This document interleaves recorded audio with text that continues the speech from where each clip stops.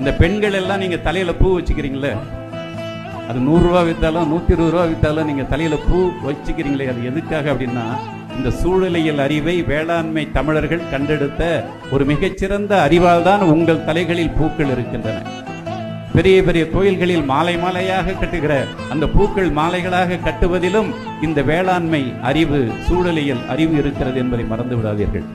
இந்த பூக்களை எல்லாம் பறித்து இந்த பெண்கள் தலையில் வைக்கவில்லை என்றால், இந்த திருமணங்களில் இந்த பூக்களை எல்லாம் பயன்படுத்தவில்லை என்றால், இந்த திருவிழாக்களில் இவ்வளவு பூக்களை பயன்படுத்தவில்லை என்றால், சாவுகளில் இவ்வளவு பூக்களை பயன்படுத்தவில்லை என்றால் என்ன நடக்கும்? விவசாயம் நடக்காது என்பதை புரிந்து கொண்டேன். என் கோயில் காட்டுக்குள் இருக்கிற பூக்களை நாங்கள் முழுக்க பறித்தால்தான் என் எள்ளு வயலுக்கு அந்த தேனீக்கள் தேடி வருவார்கள்.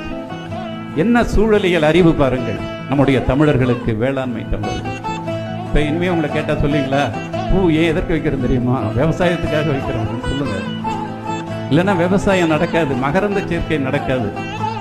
ஒட்டுமொத்தமா கெட்டு கிடக்கே, உலக உருண்டு புட்டு கிடக்கே, தேனீக்கள் வாழ்ந்தால்தான் உலகம், இல்லை தேதித்தால் முச்சூடும் கருகும் என்று பாடல் எழுதியவன் அறிவுமதி.